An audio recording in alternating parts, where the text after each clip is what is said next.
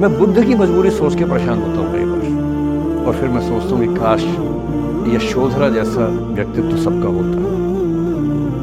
बुद्ध की रियल कहानी क्या है शायद किसी को नहीं पता। मैं जिस कहानी की बात कर रहा हूँ, मैथिली शरण गुप्त नाम के एक बड़े प्रसिद्ध कवि ने यशोधरा नाम की पुस्तक में वो कहानी लिखी है, भूमिका में जिक्र किया। बुद्ध बचपन से ही थोड़े से वैरागी किस्म के व्यक्ति थे। उनकी कुंडली देख के ज्योतिषी ने बताया भी था। माता पिता बहुत परेशान थे। शुद्धोदन उनके पिता का नाम था। माता पिता ने बहुत कोशिश की कि इस बच्चे का मन विरक्त न हो।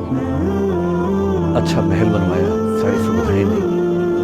जैसे ही बुद्ध थोड़े से किशोरावस्था में आए, उस समय की दुनिया की सबसे खूबसूरत महिला से, लड़की से, यशोधरा से उसी शादी करवा।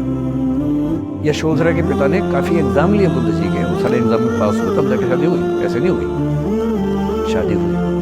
तो बुद्ध भी ठीक था, रमे रहे उस जीवन में। बेटा हुआ उनका राहुल। अब बुद्ध की विरक्ति का भाव बढ़ता जा रहा था। 29 साल की उम्र के आसपास ऐसा हुआ कि उन्होंने एक मृत व्यक्ति को देख लिया, एक बूढ़े को देखा, एक भिखारी को देखा, एक बीमार को देखा। विरक्त हो गए और उनका मन हुआ घर छोड़ दूं, ज्ञान की खोज में चला जाऊं। अब ज्ञान की खोज में जाए, उनको पता है कि भाई मेरी पत्नी भी है, मेरा बेटा भी है, राज्य भी है, कैसे छोड़ दूं? छोड़ना जरूरी है। अंदर की आवाज है कि छोड़ो, तुम इस चीज के लिए नहीं बने हो, तुम्हारा स्वधर्म कुछ और है। बाहर की जिम्मेदारी है कि छोड़ नहीं सकते। मैं अनुमान करता हूं कि बुद्ध ने शायद अपने पिताजी से कहा होगा भाई कि पिताजी मैं बहुत परेशान हूं, छोड़ना चाहता हूं। तो पिता ने समझा बुझा के मना किया होगा कि बेटा शोभा नहीं देता, ऐसा मत करो। हो सकता है पत्नी से भी बात की हो, पत्नी ने भी कहा हो कि ये क्या बात हुई, हम सबका जीवन तुम बेटे का है, बच्चा अभी बिस्तर से भी नहीं उतरा है, अभी तो चलना भी नहीं शुरू किया है, तुम ऐसी बात कर रहे हो। इसका जिक्र नहीं मिलता इतिहास में कि ये बात हुई कि नहीं हुई।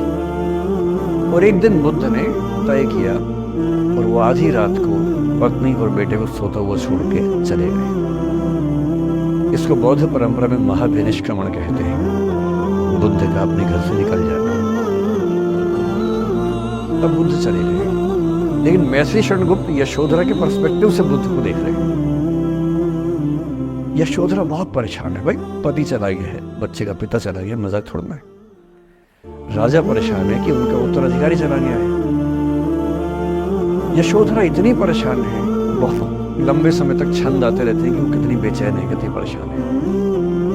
लेकिन यशोधरा की सबसे बड़ी परेशानी इस बात से नहीं कि बुद्ध चले गए, इस बात से है कि बिना बताए चले गए, भरोसा नहीं किया। और वो अपनी सहेली से कहती है, सिद्धि हेतु स्वामी गए, यह गौरव की बात। मुझे गर्व है कि मेरा पति इतने महान काम के लिए गए। सिद्धि हेतु स्वामी गए, यह गौरव की बात, पर चोरी चोरी गए, यही बड़ा व्याघात। सखी सखी वो मुझसे कहकर जाते, कह तो क्या वो मुझको अपनी पथ बाधा ही पाते। क्या मैं रास्ता रोकती उनका? उसके मन में ये मलाल है कि बिना बताए चले गए। वो इस भाव को लेट गो नहीं कर पा रही है, परेशान। फिर बुद्ध को ज्ञान मिला 6 साल की तपस्या के बाद। बोधि गया में बोधि वृक्ष के नीचे ज्ञान मिला, बात फैल गई। जो 5 शिष्य बुद्ध को छोड़ के भाग गए थे उनके बुरे वक्त में, उन्हीं 5 को बुद्ध ने सबसे पहले ज्ञान दिया सारनाथ में, जिसको धर्म चक्र प्रवर्तन कहते हैं। बुद्ध की ख्याति बढ़ने लगी। शुद्धोदन ने बुद्ध के पास, अपने बेटे के पास कई लोगों को भेजा ये कहने के लिए कि भाई यहाँ भी तो आओ, हमसे भी तो मिलो। बुद्ध का ऐसा प्रताप था कि जो उनके पास जाता वो बुद्धम शरणम गच्छामि हो जाता, वापस ही नहीं आता। तो फिर शुद्धोदन ने बुद्ध के बचपन के दोस्त को ये कह के भेजा, भैया मैं जानता हूं तुम वापस नहीं आओगे, पर प्रभावित होने से पहले बोल देना कि पापा याद कर रहे थे। तो वो गया, उससे वायदा निभाया, हो तो गया, बुद्ध के संग में दीक्षित हो गया, पर वायदा निभा दिया। तो बुद्ध ने कहा जरूर जाऊंगा, पिताजी की आज्ञा तो जाऊंगा ही जाऊंगा। बुद्ध पहुंचे अपने कपिल वस्तु, जो अपना इलाका था वहां पहुंचे।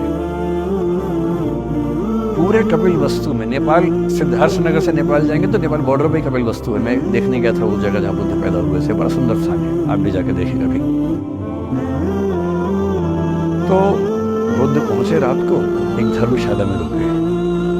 अब वहां हल्ला मच गया कि राजा का बेटा धर्मशाला में।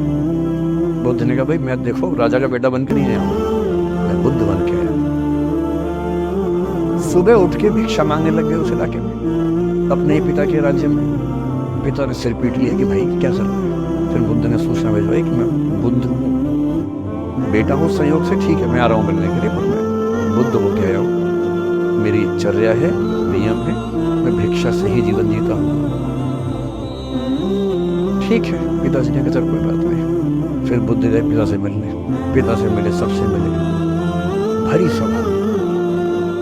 लेकिन यशोधरा नहीं है मिलने के लिए, लेट गो नहीं कर पा रही थी। उसके मन में दर्द था, छुप के क्यों गया, बता के जाता।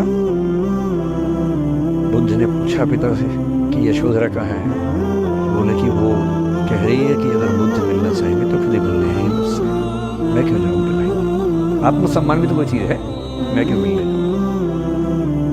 तो बुद्ध मिलने गए। सोचिए एक कमरे में यशोधरा बैठी है, राहुल साथ में। अब राहुल थोड़ा सा बड़ा हो गया है, 6-7 साल का है। बुद्ध गए हैं। अब आपके मन में है कि बुद्ध वहां जाके बोलेंगे सॉरी मैंने गलत किया, I hurt you, I really feel sorry. Buddha है वो, बुद्ध है। वहां जाके क्या बोल रहे पता है, भिक्षाम दे, भिक्षा दो। और यशोधरा कितनी महान महिला रही होगी, उसने अपने बेटे का हाथ बाप के हाथ में दे दिया। लेट गो का इससे महान उदाहरण दुनिया के इतिहास में नहीं है कि चलो आखिर तुमने आके झुक के कुछ मांगा तो सही। उसकी जितनी ईगो थी, अहंकार था, सब विगलित हो गया। और जो औरत परेशान थी कि मुझसे बिना बताया गया, उसने अपने बेटे को दे दिया कि इसको लेके जाओ, क्योंकि मैं जानती हूँ कि तुम महान काम कर रहे हो, और तुम महान काम कर रहे हो तो मैं क्यों बीच में आऊंगी भाई। मेरा पति महान काम कर रहा है तो मुझे खुशी होनी चाहिए, और तुम्हारी उस खुशी में मैं क्यों पीछे हटूं। बस मुझे भरोसे में लेके जाते तो और खुश होती।